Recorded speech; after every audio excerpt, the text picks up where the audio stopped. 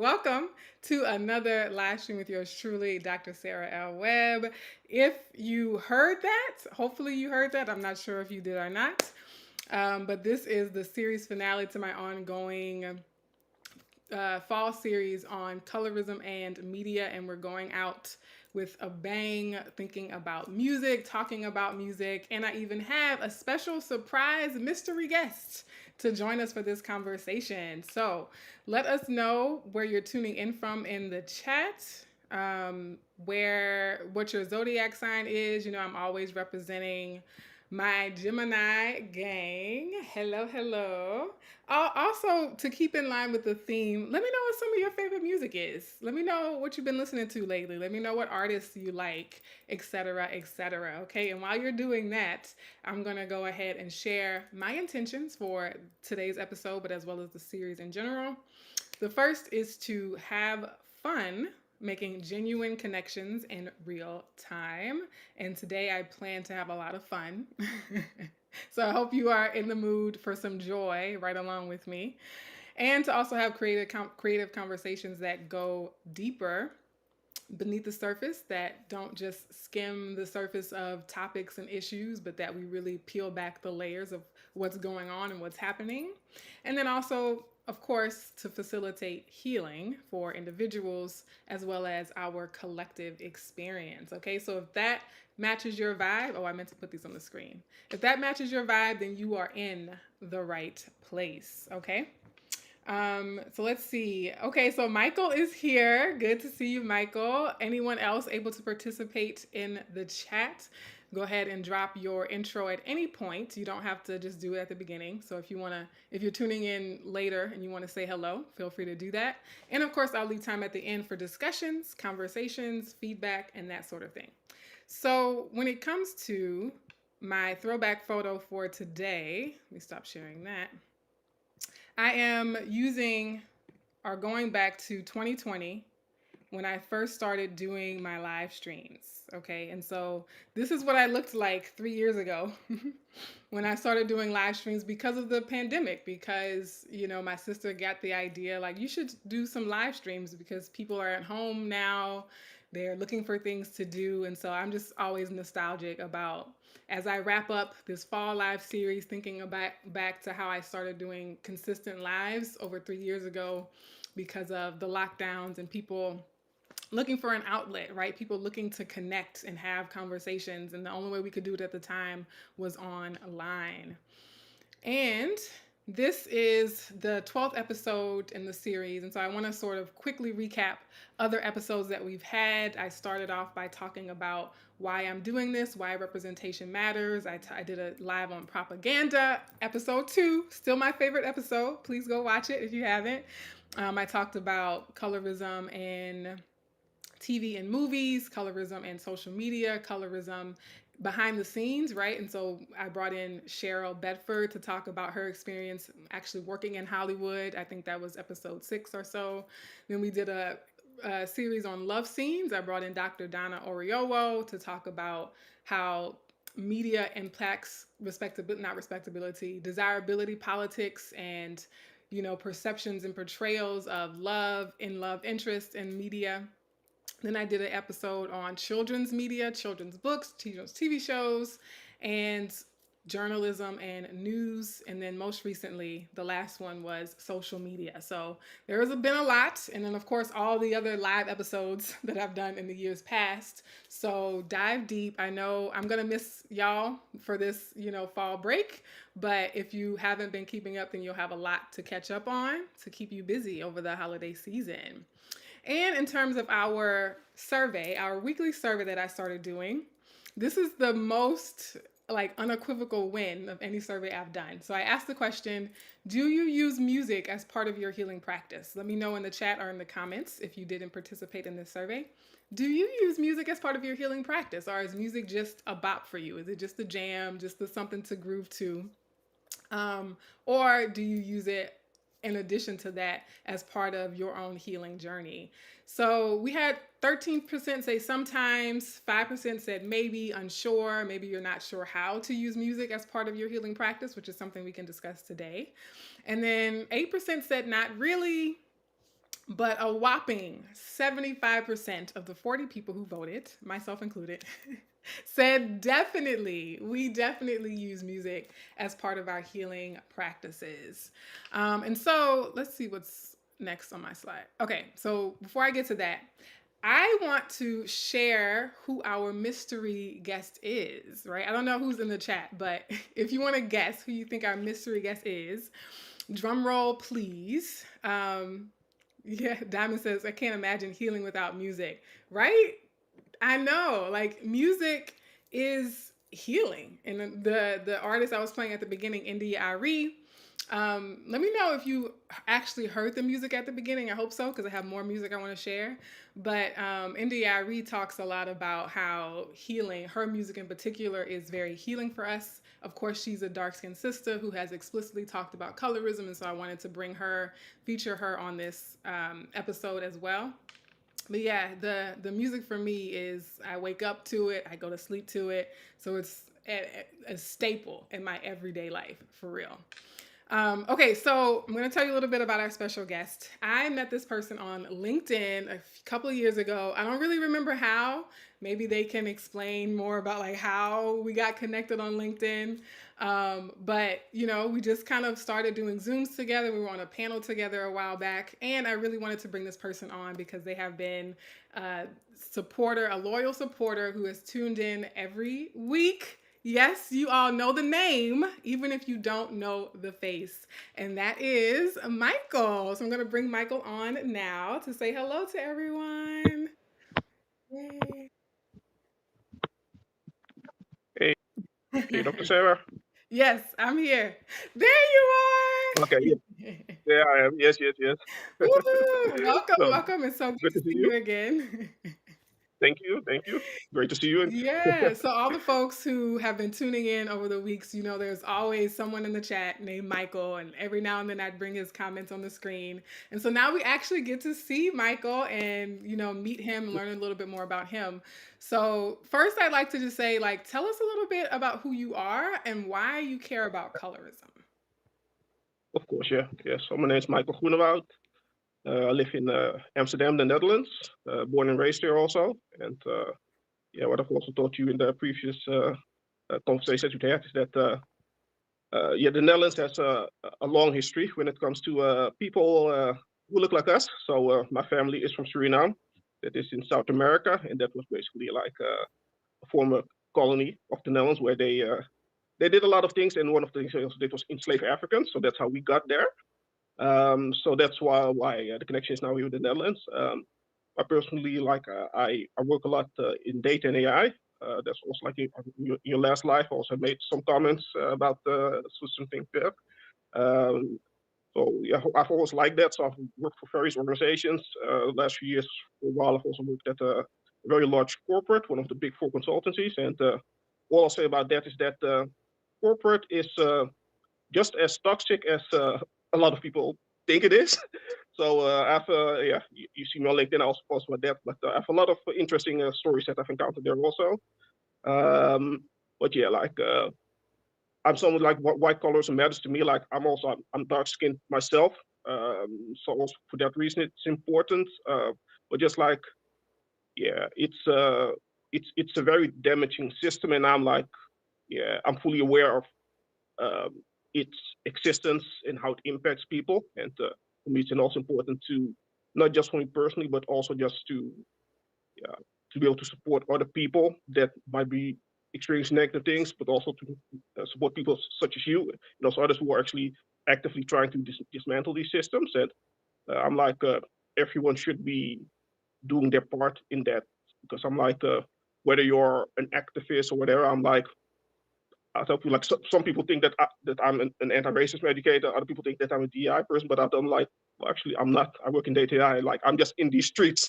That's how I am. Like so, and when I'm in these streets, I'm going to tell you the things that I think should be different. And like, you know, I work in data AI, a lot of data science. Like I tell people like I'm more historian actually, and but that love of history and that knowledge of history that also helps me to in these kinds of discussions because the yeah, the interesting thing that I've noticed a lot also on LinkedIn is that, which is not a good thing at all, but like there are people that actually do work in DI and anti-racism. But I noticed that I know more than most about history. But like if you don't know history and then you're working these kinds of fields, that's rather problematic because you're trying to you see them say stuff without a certain historical foundation, and they might think like this is how the world works. But I'm like, well, if you know the 50 years before that, they would realize that well, what you see in the last 10 years, well, that actually does not explain the reality that we're currently facing. So I think this historical foundation is very important. So that's a lot of yeah my background and like how we met. I still remember actually because it's also interesting when I look back at our previous your previous episode about social media. Like I said, like I'm actually very pleased with my feed, and that also has to do with like the people that I interact with because I met you through Lisa and Sharon Hurley. You were a guest on their podcast, and the podcast was not necessarily about colorism, it's more about you in general. But they did mention that you focus on colorism, and yeah, of course, that triggered me because I think that's like I said, it's a very important topic to yeah to focus on. So that's how we connected, and yeah, we vibed well. I think, and I told you before, like yeah, you're a real one when it comes to this. Uh, don't play games about these matters, and I think that's yeah, that's very important. So like that's a bit of the background how we know each other. Yes. Yes, I remember the podcast. I definitely remember the podcast. It was a great podcast about being introverted with Yeah, Lisa and Shirley. And I didn't realize that that's how I knew it was LinkedIn, but I didn't remember like what yeah, post or whatever. But also I remember yeah, like there being like conversations around language and dialect and all yeah, that yeah. sort of thing. So definitely like also having other mutual connections. But to the topic of this week, to the topic I'm obsessed with, is music. What like role has music played in your life in general? And then Yeah. like I'll share for the audience too. Like they already know. Like if they've been listening to me for any amount of time, they already know. Like just music is my life basically. But for you, how has Okay. music played a role in your life throughout the years? Yeah. Well, for me, it's like yeah, music for me it is soothing. So like when you look at the genres that I like I yeah I was a kid in the '90s, so I really like '90s R&B. That's still my favorite musical genre, basically. Mhm. Uh, but also when you just I like how music also is also a reflection of the time. So like when you look at maybe I also like soul music, but also like it's like the things that people went through during that time that's also reflected in the music. So that's what I also like with music. Like it also tells you a lot about uh, yeah the eras before our time, what people experience, and also like how they're able to like express like uh, certain yeah more intimate or more maybe otherwise more difficult to express aspects of the internal lives, the soul. They can bring that through the music, and through the music, they can also yeah connect to the experiences that they have. Um, that's true for those the music that I mentioned. But also when I look at my own personal heritage, like my family's from Suriname in South America, but we then also look at like the more ancestral songs. That is also like very important for me because like through that, then I also yeah, connect to my own heritage. Um, so those are some of the ways that music is important for me. It helps ground me, like when it comes to like, particularly like I'm very much focused on Black culture. So even though I'm from Suriname, like when I talk about R&B music and soul music, those are no like it's not a coincidence that those genres resonate with me because they are also part of Black culture very much, and that's I think music also helps unify us because like through those stories you can also see like that how the global Black experience like yeah how many shared realities we actually have, and that's also something that you see in the music also like how uh, we make music for things like when you look at how the music in Suriname the traditional music is played like you see still yeah relationships with West African music for instance. So that's also yeah, music is also something that helps you. I say music and food, where you really dissect, you see like how it can also really, yeah, show you like where we came from. Because like Mm. a lot has been lost, but at the same time, through music, through stories, through food, we're still able to retain some elements of our African heritage, and that's also yeah why I cherish music also. So those are some things. Yeah, Yeah, no, I love that. The importance of music. In addition, as especially if we think about music as a part of our healing practices, part of that is the ancestral healing, right? And I believe in multi generational, intergenerational healing as well, healing for future generations, but also the healing we do in the present, helping to heal our lineage, like our whole like bloodline going backwards in time as well. And I think playing the music that our ancestors sang or singing the music that our Yep. ancestors sang helps us maintain our connection to our ancestry, to our ancestors, right? And even Exactly. thinking about how music is often a vessel for stories and how you can create stories through music, right? Like the music itself is Yep. telling a story. It's talking about struggle. It's talking about the love we've had for ourselves, the triumphs we've had. Yep. One of my favorite documentaries, and it's a documentary I played for my high school students as well, was Soundtrack for a Revolution. And that was about the role of music in the civil rights movement in the United States and like how powerful it was, not just the artists, you know, using their platform and using their voice for the movement, but also how the songs, there's a reason you sing songs at marches. There's a reason you chant. Yeah. There's a reason you vocalize. There's a reason that our ancestors would sing things like "Wade in the Water" and "Ain't Gonna Let Nobody Turn Me Round." You know what I mean? I can't sing. I say I sing. I just don't sound good when I sing. Like nobody want to Yeah. hear me sing, right? So I'm not gonna. I'm gonna spare y'all the tragedy of hearing me sing. But yeah, I think they speak to how like that songs can drive our spirit in fights for Yeah. resistance and fights for revolution in addition to Yeah. increasing joy. But I definitely think it is a beautiful, such a beautiful expression of culture and black culture in Yeah. particular, and how so many other genres of music have borrowed from and sometimes outright stolen our musical legacies, and just seeing the power of that, but the reclaiming of it as well. So yeah, all of that really, really resonates with me. I do want to share a slide on how, let me see what this is going to look like when I put it on the screen. Okay, I can do that. A slide about how, um, oh, I don't want to do that. This works. Colorism in the music industry and how I see it playing out, and so you can chime in how you see colorism happening. But obviously, who the artists are that we listen to, right? Like who's popular, who's winning awards, who's topping the Billboard charts, who's getting the trophies, who's getting airtime on the radio, right? Like we Yeah. obviously see colorism there in terms of, especially for female artists, you know, just keeping it a Yeah. buck, is especially prevalent amongst women in the music industry, and seeing how there's Yeah. a gross disproportionate elevation and amplification of light skinned artists, even when Yeah. they don't have the same level of talent as dark skinned artists who are relatively unknown and just aren't getting the props that they deserve. Also, video casting was one I saw a lot growing up. You know, art, speaking of R&B movies, R&B videos, right? Because a lot of people talk about colorism in hip hop, but colorism is an Yeah. R&B as well, especially when you get to the idea of music casting or video casting, Yeah. and how in those songs, in those romance songs, a lot of times it was the quote unquote ambiguous woman or the non-black woman or light-skinned black woman who was the Yeah. love interest. And I think about Tevin Campbell's "Can We Talk." I love that song so much. Okay, I said I wasn't gonna sing. Let me not do it. But yeah, how that, seeing that as a little girl and loving the song, but seeing clearly in the video that it was a very light skinned girl who was his crush. And then obviously song lyrics. So song lyrics is definitely a hip hop thing, right? You might hear it a little bit in R&B song lyrics, but definitely in rap lyrics, definitely in hip hop lyrics.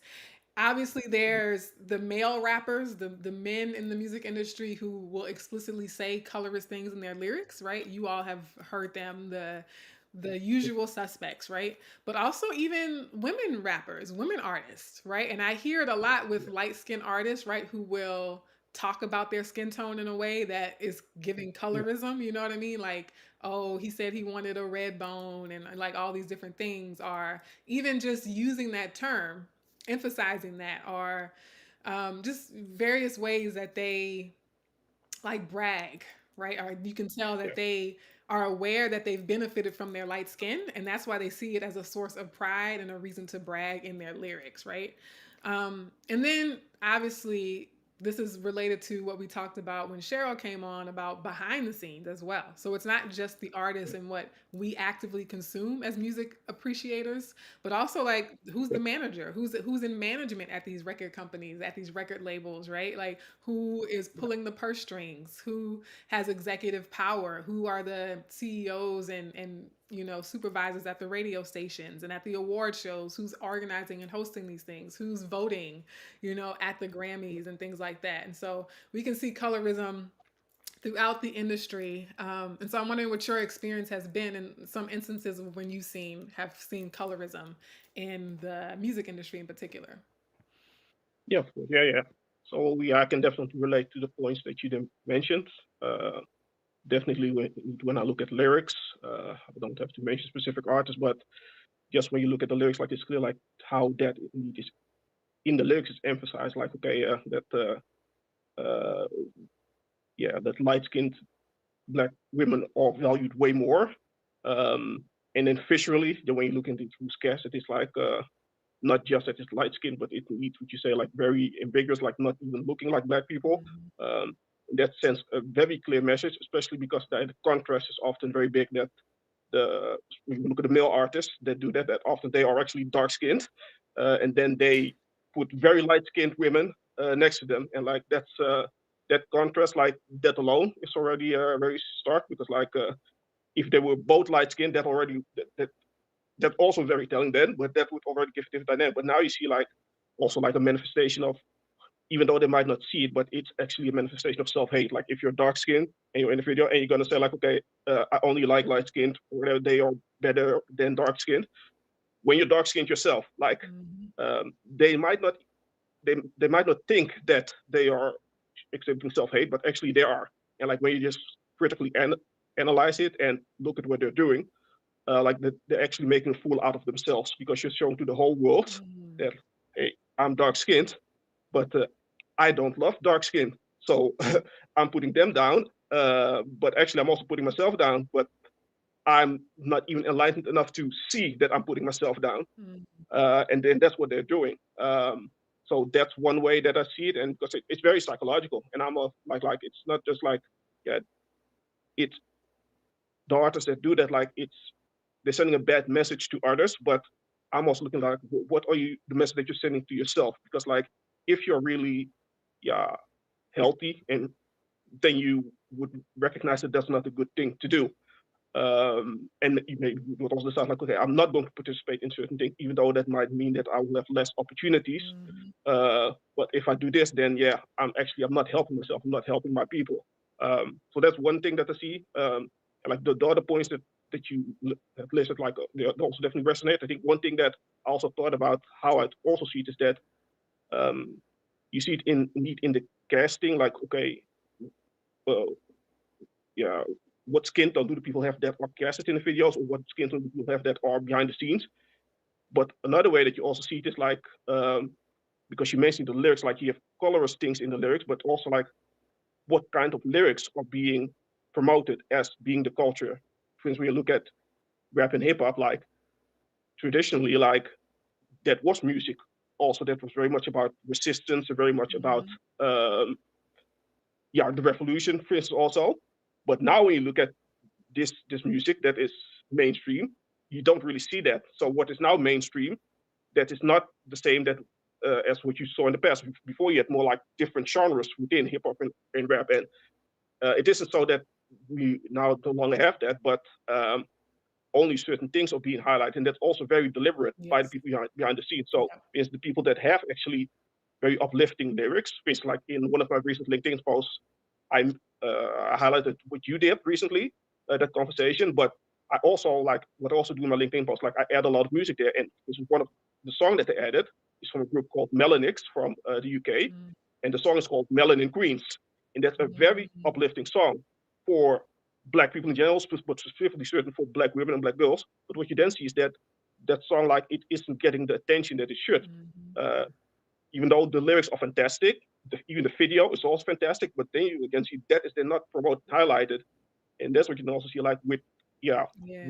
what is being shown. Like it's not just that they're putting light skinned people in there, because it could also be like you said, okay, you put light skinned people only in there, but what if they would have progressive lyrics?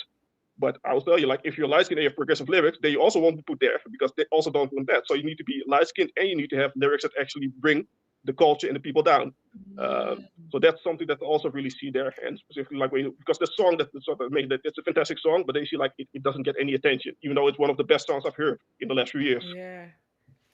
I think that's really important to point out is that it's yes, it's the like increasing the platforms and amplifying the platforms of light skinned people, but it's also the Yeah, suppression of like revolutionary content.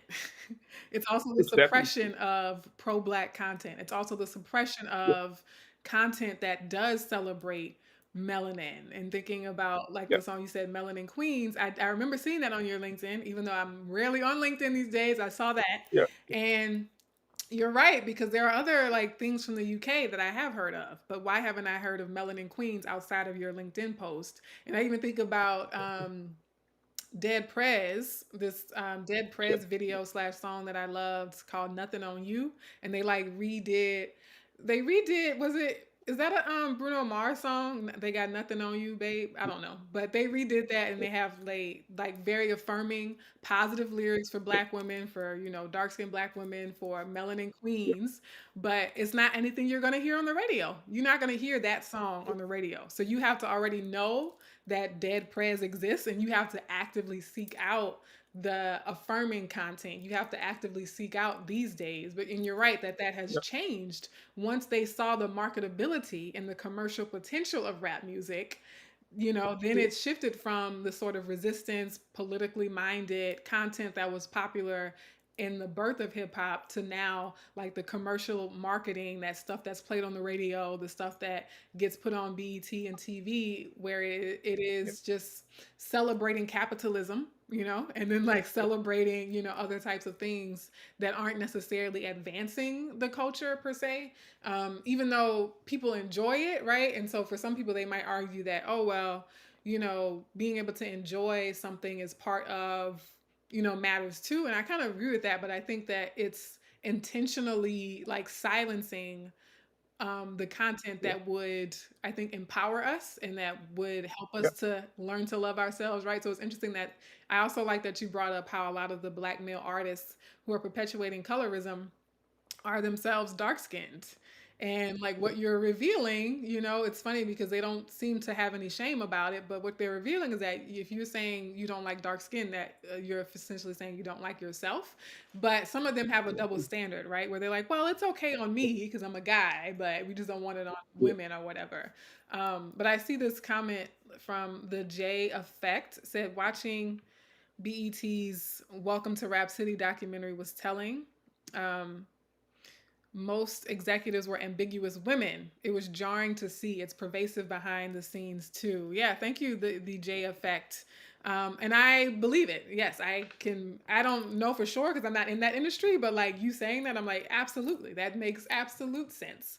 And it's not just so now that they are in executive positions, they promote more of what affirms them, right? But yeah, also, the reason they even get the opportunities to advance to executive level positions in these record labels and music companies, it was because yeah, of their light skin privilege. It's because the men who dominated those spaces were more likely to hire them and put them on than they would have a darker skinned person. So, um,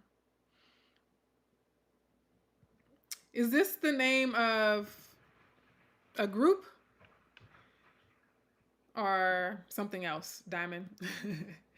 So I want to go to what's next? What actually do I have next on these slides? Okay. Um, so I kind of want to talk about how we can respond to colorism in the industry because, like I mentioned on my other streams and things like that, like I feel less motivated to just one give colorist people a bigger platform by saying their names. yeah, But also like even yeah, like giving too much space to like spend a whole live stream like analyzing the lyrics of a song. I kind of want to focus on what yeah, we can do, right? So we know, yeah, especially the folks who are drawn to these videos, what colorism is, and I don't have to do any convincing to this particular audience. So I want us to like organize and rally and use our intention and be purposeful about, can we see a change in the tide? Can we see the tables turn? For lack of a better word, or to, to purposely be punny. Um, but yeah, I before I get into that, I want to play another song. So I don't know, like if you all are able to hear it now that I have a couple more people in the chat. Hopefully, you will be able to. Um, Here we go. I want to play this one. Yeah, you all hear this? I can hear it. You can hear David it, Cross can hear it too. Michael. So this is from a website called Licked. And if you know the song, feel free to sing along. I'm gonna lip sync. Listen as your day unfolds, challenge what the future holds. Try and keep your head up to the sky. Lovers, they may cause you tears. Go ahead, release your fears. Stand up and be counted, don't be ashamed to cry. You gotta be bad, you gotta be bold, you gotta be wiser. You gotta be hard, you gotta be tough, you gotta be stronger. You gotta be cool, you gotta be calm, you gotta stay together. All I know, love will save the day. Herald what your mother said, read the books your father read, trying to solve the puzzles in your own sweet time. Some may have more cash than you, others take a different view. My, oh my, yeah, yeah. You gotta be bad, you gotta be bold, you gotta be wiser. You gotta be hard, you gotta be tough, you gotta be stronger. You gotta be cool, you gotta be calm, you gotta stay together. All I know, love will save the day. Time asks no questions, it goes on without you, leaving you behind if you can stand the pace. The world keeps on spinning, can't stop it if you try to. The best part is danger staring you in the face. Whoa. Remember, listen as your day unfolds, challenge what the future holds. Try to keep your head up to the sky. Lovers, they may cause you tears. All right. So it looks like y'all can hear that. Yay! I'm gonna bring Michael back on the screen. So yeah, that was a little celebration there. I have one more song I'm gonna play at the end, but now I want to get into this content about how I think we can respond to colorism in the music industry. And the first thing I want to share is divesting. Divesting. And people, get really, really attached to music. But what I want to say is there is an infinite amount of music that none of us will ever be able to hear all the music that exists on the planet. So if you feel like, oh, I can't stop listening to this artist, trust me, there are plenty of other artists who will be able to take that place, right? So the first thing is to listen to less music by colorist people, right? And so for me, that's not a sacrifice. It doesn't feel like a sacrifice to me because I'm like, I don't want to listen to you if you have colorist lyrics. For anyone else who's listening where you're kind of like towing the line, like, oh, it's kind of colorist, but oh, I really like it, has a good beat.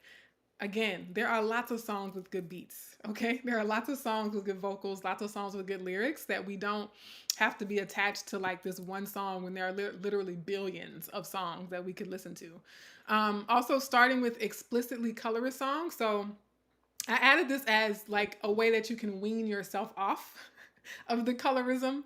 So yeah, there are colorist songs that are explicitly colorist, but then there are also artists who are colorists, right? And so it's kind of an extra layer. So obviously people might find it easy to stop listening to the explicitly colorist songs, but there are artists themselves who, even if their lyrics are never colorist, even if they will never show or display colorism in their music, they're still colorist in how they live their life, in their dating, quote unquote, preferences, how they talk about people outside of their music, etc. And so for me, also trying I don't actively try to find out if someone is colorist, but I am aware and I'm paying attention. Like as soon as I see it, then I'm like, okay, well, yeah, that's not really the artist for me. I remember Neo, surprisingly, but he said in an interview, well, aren't the light skinned babies always the prettiest, right? And so I was like, oh, okay, well, now I know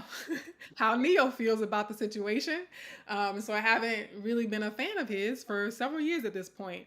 But then again, having the honest self reflection about why you're drawn to certain artists anyway, right? Like, why do you have this worship of these light skinned artists? And really being willing to sit with yourself and say, is it because they light skinned? Would I be as obsessed and as head over heels for this particular artist if they were 10 shades darker or 2 shades darker, right?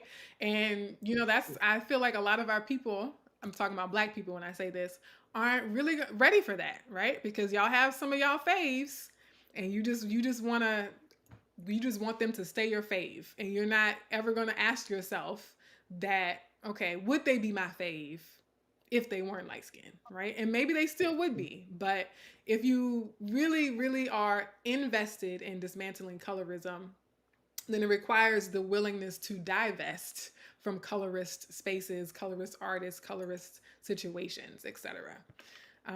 So yeah, any thoughts on that piece that you might want to add? You don't have to, but in case you do, I'm going to look through the comments while you talk. Yeah. No, I think that's in like it also ties back to like just being honest with yourself, like um, and recognize like, okay, also the toxic behavior that you yourself might be engaging in, and not to shame yourself, but also you see that like, okay, the reality is like, if you're born into this world, then you will be infused with racism and with colorism. Like that's just a fact. Um, and so, yeah, sometimes it might also be like, okay, might find it difficult to do certain things because, like, if they do that, then they would also need to admit to themselves, like, well, actually, I'm not that great of a person as I actually might have thought because all this time I actually have been promoting or supporting colorism. But I'm like, yeah, it's that's also part of how yeah the world we are basically born in. So like it's also like doing things differently than before isn't necessarily a bad thing and doesn't mean like okay that you are a bad person, just shows that you are able to grow. And like one example that I also give, like one of the people that know me know that like I call myself a Malcolmist. I'm a Pan-Africanist, but I'm a Malcolmist in the sense that Malcolm X is my definitely my inspiration. But Malcolm X also, he wasn't always the same person. Like he grew, and like that's one of the biggest strengths that he shows to other people is like, no, you don't have to stay the same. You can develop yourself. You can critically analyze also yourself. You can also be then like, okay, I might have done certain stuff. I might even have actually promoted certain stuff, but now I recognize that that's not actually the way that it's actually harmful. And he's also someone that can actually also break it down to other people that they also understand like, okay, why it is harmful. Because some people also, they might not also have understood him. Because they're like, okay, before you stood, this is what you stood for. But he was like, well, actually that was wrong. And he can also show like, okay, why it was wrong and why he didn't grow to something else. And so I think that, yeah, changing yourself, that's not necessarily a bad thing. It might be scary, but it's actually like if you want to, yeah, grow, then you also need to make changes that might be scary, but actually the rewards can still be very great. So yeah, that's Yeah. also something that comes to mind for me. Yeah, no, I like that perspective a lot, is that it's the ability to grow and change. And it's not like out here trying to just flog ourselves, but that Yeah, reflection is not to like say wag our fingers and be like, look at how terrible you are. It's the opportunity for growth. It's that you're still worthy of learning. You're still learning, worthy of evolving, right? Oh, and so Diamond was adding on to her comment, Black Chill from Minds of a Different Kind is healing through music, like y'all were speaking about, but my loved ones want to run from the truth. So many people want to run from the truth, Diamond. So we yeah, empathize with you there, with your loved ones. But yeah, thanks for the Black Chill, Minds of a Different Kind. That's something I have to look into. But yeah, I'm always down for music. Miriam B says she likes Desiree, says, I love this song. I love your joy. I needed this today. Thank you, Miriam B, for being here again. Yeah, I feel like joy is resistance, right? Music can be part of the resistance that, because when you think about the revolution, when you think about resistance, when you think about like activism, Like, what are we fighting for? We're fighting for our freedom. We're fighting for our right to be happy. We're fighting for our Yep. right to thrive and to live our best lives and to be able to be our full, best, authentic selves. And so I kind of wanted today to be that, to Yep. be like, this is why we're fighting, to be able to get together with friends, with a group of people who love music, right? And who care about each other and about the world and about, people being free and getting free, so that we can continue to express joy, creativity, our arts, our crafts, right? And so I really appreciate the artist that I'm playing today, because I feel like it's part of our human condition is to be creative. I feel like it's human to have something inside you that you want to express, whether it be through a math equation or through a song lyric, right?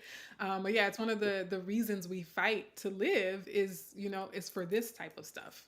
All right. So another thing that I was whipping up in terms of how we can respond to colorism in the industry is the amplification piece. So one is the divesting from the colorist stuff, but then also needing to Yep. amplify the not colorist stuff, like you were saying about, the Melanin Queens, and like I was saying about Dead Prez and Black Chill from Minds of a Different Kind. Like, how can we start to make those names and those songs more widely known?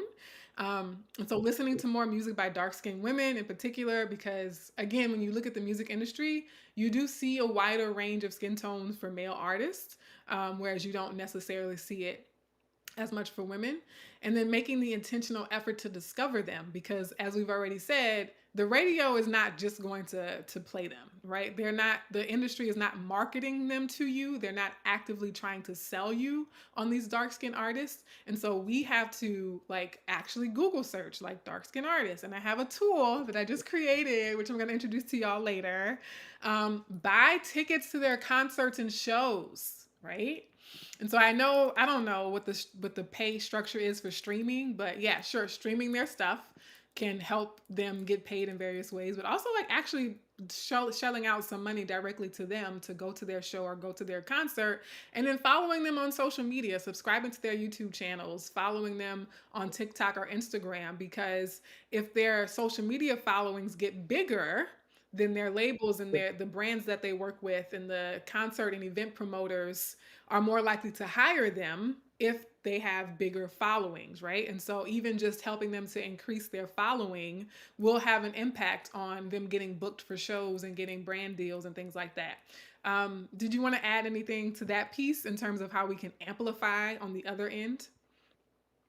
One thing that I can add is like when I look at how I approach myself, like because like, we know each other from social media, but also one thing that I do on social media is like I don't necessarily talk about the other, talk negatively about the other. So like I just uplift what I like, what I value when it comes to thoughts and ideas, but also person. So like I mean like I'm dark skinned myself, but I don't like me championing or valuing dark skin doesn't mean that I need to put anything or anyone else down. And that's also something that's where you look at the other way around. It's like, okay, those toxic lyrics, like you're essentially also like not just uplifting lights, but you're also putting dark skin down. And I'm like, you don't need, you have to do that. Like if you, because if you like, if it's about love, like if you're gonna talk about like, okay, my love for dark skin, that doesn't mean that I hate light skin or that I hate white people. Like the two actually would in a healthy mind don't go together. So like that's also important. Like when you amplify, like amplifying one doesn't mean putting the other down. I'm like, I'm just amplifying this and I'm not even talking about the other. I don't even need to put them down. Also don't need to discard them because like even though they might not be, yeah, might be in a certain damaged state now, that doesn't mean that they cannot grow from that. Because like there are also people that I see evolve, even certain artists I've seen evolve that there's one artist I also won't name, but like the name that she had, the stage name was actually a colorist name. Whether she chose it or someone chose it for her, like she recognized at a certain point, like okay, that's actually not a good name, even though it might not have been her intention. So she actually changed the name. So also there you can see that growth is actually possible. So you're like, uh, one thing I just like when we amplify, we because like the I think the important thing to also to see there's like the talking negatively about the other. That's also very much a part of all the systems that you grow up in. Like you that you need to put someone else down to be better. But I'm like now you don't actually need to put another down to be good. Like actually you can be just good by yourself and actually like seeing others be good or feel good.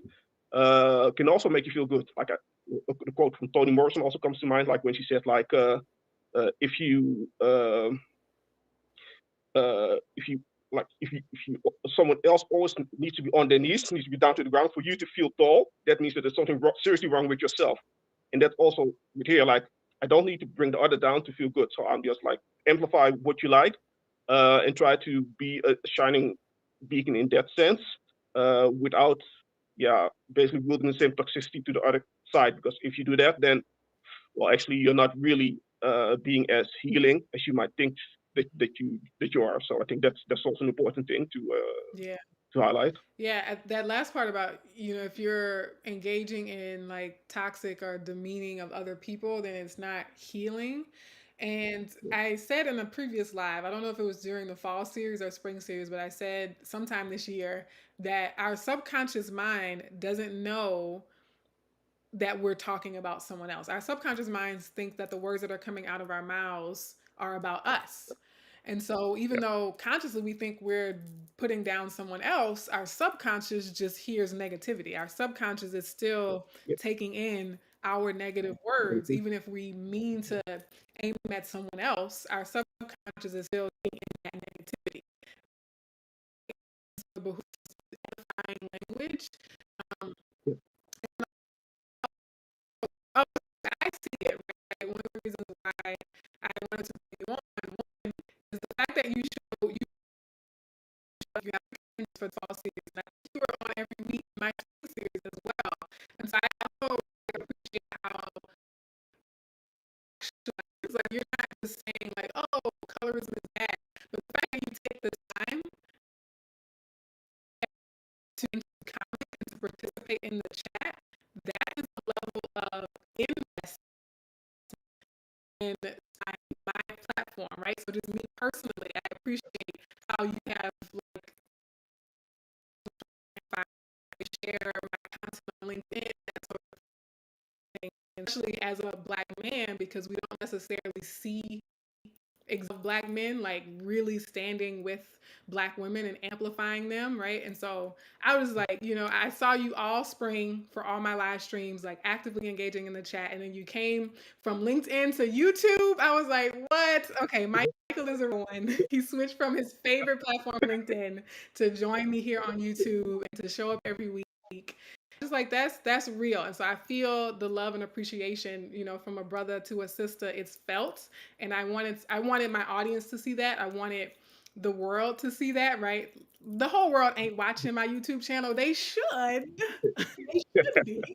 you're working on it. You're We're working on working it. on it. But for anyone who does watch, I just want to like appreciate that example.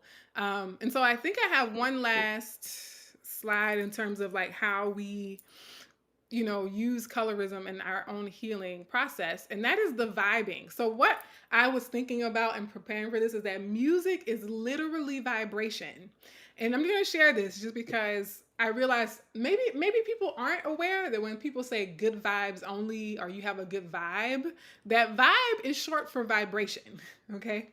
So Yeah, good vibrations. Music is literally vibration. Like that's all it is. All music is literal vibrations. And so when we talk about music to heal and using music to heal, I believe that music that is a good vibration, your body syncs up with that vibration. That's how you hear it because your eardrums are vibrating in sync with the vibes from the music, from the piano, from the radio, right? And so that inherently changes your physical vibration, right? The vibration of the space can change based on the music that you're listening to. And so I would just say use your music, the lyrics, but as well as the videos to recondition your subconscious.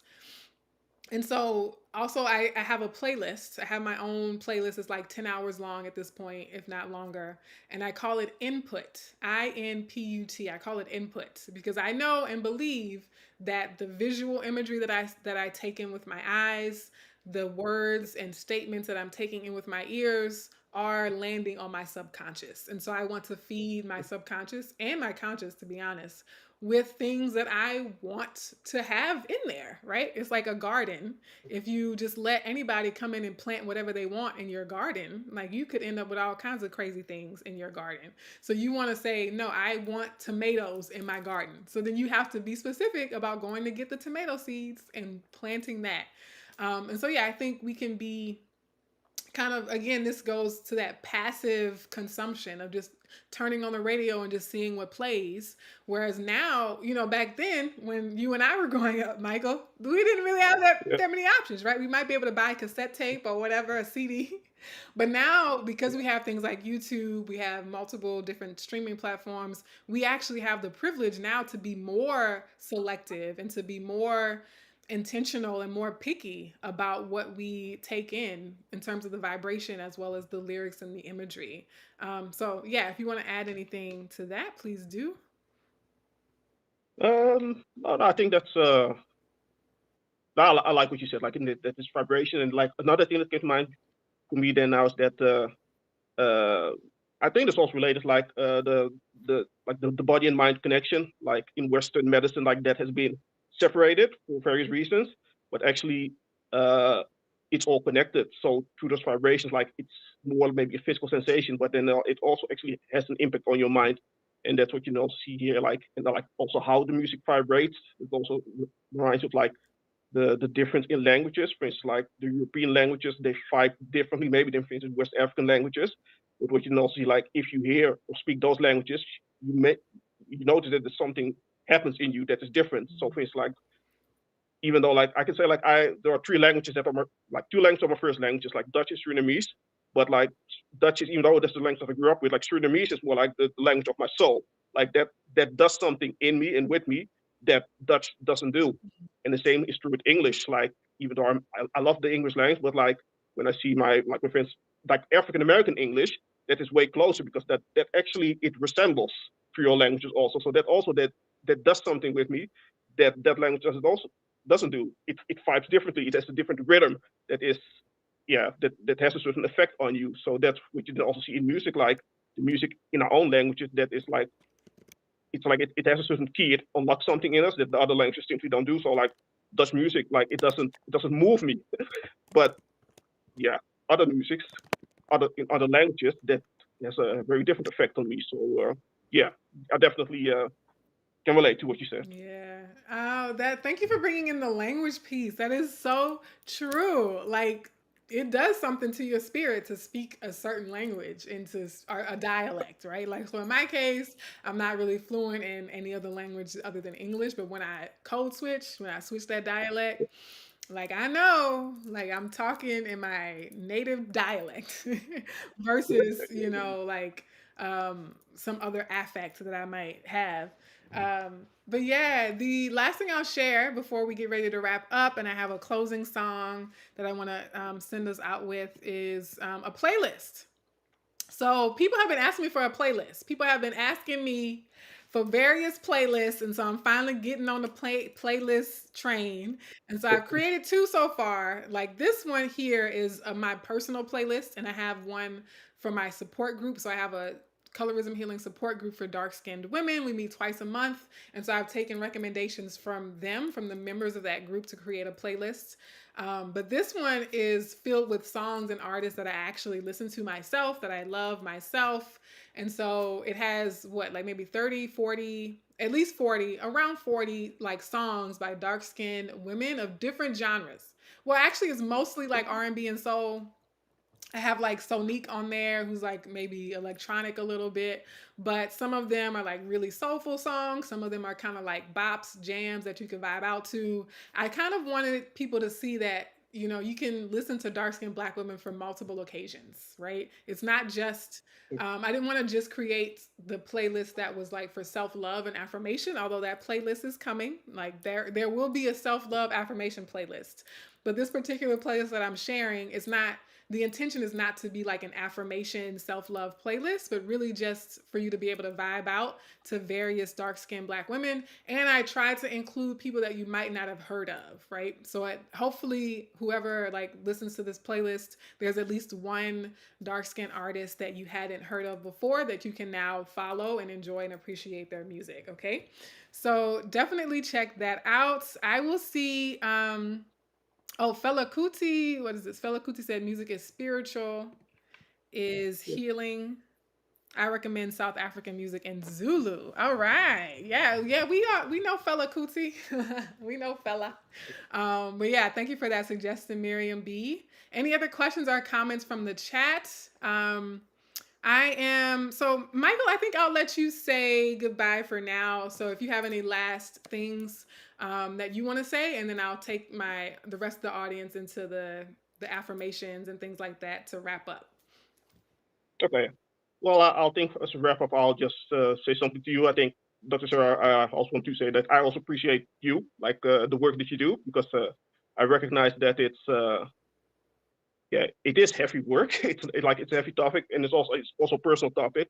So that's what I see with like some of our other friends that are active in anti-racism. Like, it's not just that you're doing it for other people. Like, it's very personal. It's also very triggering for yourself. Like, is it this topic? So that's also the reason why I find it important also to show up and support, because I recognize like the toll it can also take, and also like also the memories that it might trigger. So just say like also appreciate the work that you do, because like this is really like one of the hard things for us to break as people, colorism within the Black community, because it's so damaging, and a lot of people don't want to even acknowledge that it's there. So you not only acknowledge it, you're actively trying to dismantle it and try to lead us into a better and more healthy direction. So like, also like I do really appreciate that good work, and also just to recognize that I did see like this is this is hard. Also, that's why music is also important. Like music is healing for the soul, and that is good, because this work, this line of work is very taxing for the soul. So it's I really recognize that it takes a lot out of people. So we see you in these streets, and it's definitely also appreciated. Thank you, thank you. You're right. So music is a way to restore. We talk about refilling your cup as you do this work. You can't just like go, go, go, go, go. You do have to have practices and have space and time to refill your cup, to refill your battery, to recharge and like recover from the depletion of energy that this work requires. And so music is definitely that for me. And we have K Michelle. Hey, K Michelle, who's just giving Michael a shout out. She says, hey, Michael, yay. Said it's so nice to see a chat face. I know, right? So when I was thinking about getting ready for this chat with Michael, I was like, I should do a live series with just people who participate in the chat, right? So like all of y'all who like are in the chat, I should just bring all of us on for like a big discussion one day. So like stay tuned. Reach out to me if you'd be interested in that. Miriam B says, will I talk about dating? So B, let's see. There we go. She said she had a question, probably off topic. Will you speak about dating? So my plan is that my spring live series in 2024 will be all about dating and relationships. So you'll get several weeks of me talking about dating. And then Nina says, great live, needed this rest for the mind on this Sunday. Yes, Nina Golgi or Golgi. Definitely. That was my hope, is that this would rejuvenate people, sort of be like a fresh shower for your spirit. And just a lot of thanks in the chat. So I'll let you go, Michael, and then I'll share what I have with the rest of people who are remaining. It's maybe one more thing that I can add that I almost forgot. Yeah. I think that was also very important what you did, like because like you did that round table with Love and Hip Hop. But like one important thing about that is also that like I did not watch the show before, but also like if you didn't now, of course, I've seen clips from previous episodes, but we didn't also see like how music can be dehumanizing, because like normally they only show one side of the people. But if you saw that round table, then you actually see like, wait, these people, there are whole different other sides to them actually. And that's also a dehumanizing aspect of this whole industry, this music industry, because like otherwise you would just think like they're only that, because that is pushed. But now actually see like, well, actually there are great thinkers. They talk about their lived experience. They have a lot of other things that they can also add. So I think that's also, I think, a very important problematic aspect of the music industry. Like that aspect alone, that dehumanizes people. It reduces us, Mhm. and that's also very much by design, the whole dehumanization process. So now I'm not saying, okay, we can come up in the music industry, but it's very specific, only in a certain way that actually dehumanizes us all. So that was also an added thing about that roundtable, like not just the colorism, just the fact that you see people like that. It's like I also looked at all the comments on YouTube. Then people also saw like, well, actually, like this is the best thing that they've seen from that network so far, because that actually shows that we are very much well-rounded people. We are not just this aspect or that aspect. Actually, we are all the different aspects. With your playlist, like it's not just one type of music. You can go for all different kinds of flavors, and that's also a whole range. So I think that I almost forgot about that part, but I think that was something that's very much what I liked about that show, because they really said like, yeah, we actually, there's so much more to us than that's actually, yeah, allowed to shine. And you see that in corporate also, like I've seen in corporate, like you don't get to it not only you don't get it's deliberately suppressed. So I think that's an important aspect of it, like also a way that we get dehumanized in the music industry. So that's another shout out to you, like that round table, like it showed I think also all the people that saw it. So like, well, actually, um, there's way more to the people than they think there might be to them. So that's yeah, Mm. final thing that I'll say. All right. Yeah, we are well rounded and multifaceted. Okay. Yes, yes, Thank yes. you We so are all much. there. Thank you so much for everything, for all your support since we've met.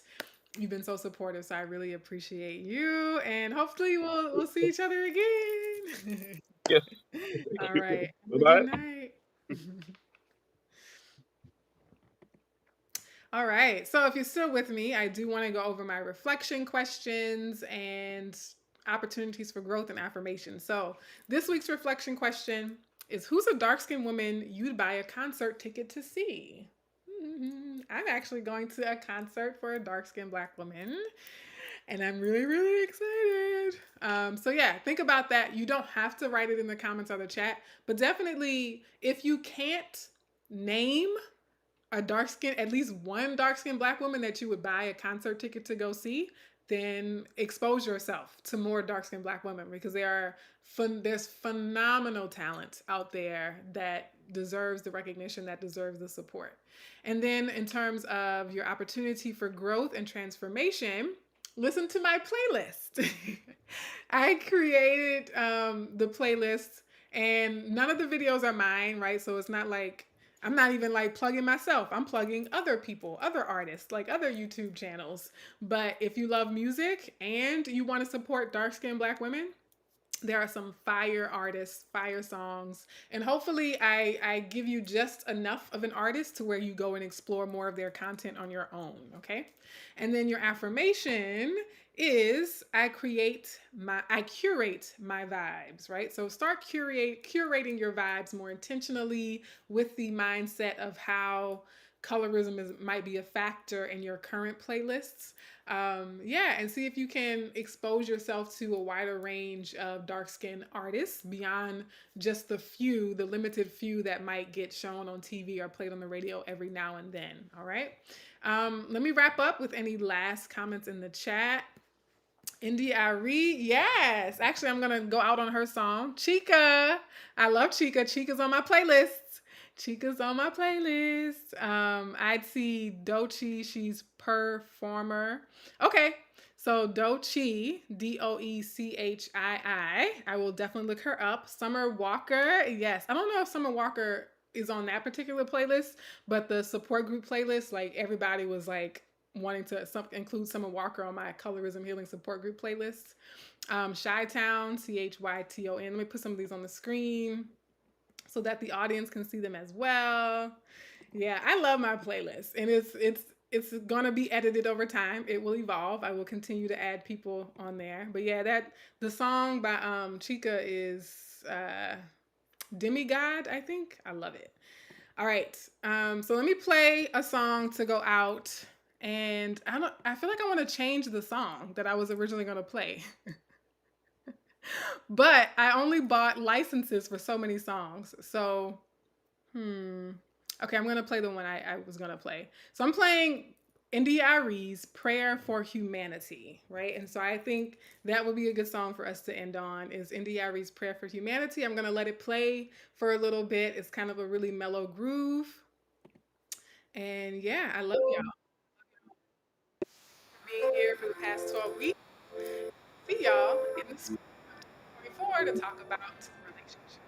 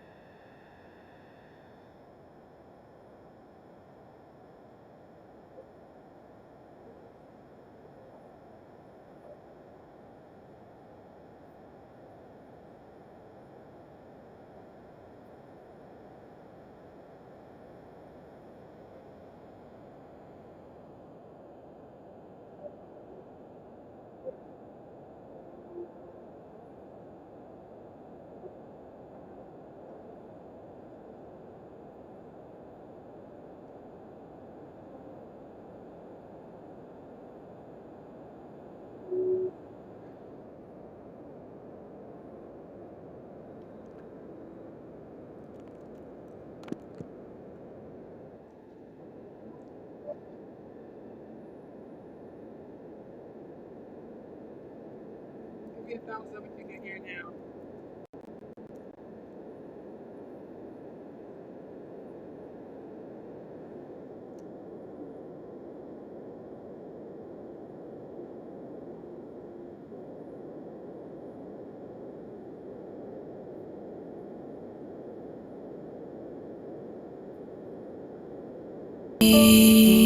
Got it.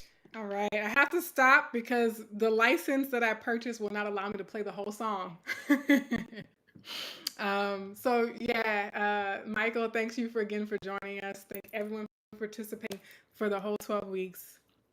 I love y'all. Y'all know I'm sappy. So I'm gonna go ahead and log off before I start crying yet again on my live streams. Much love, and I'll see y'all next year. Mwah.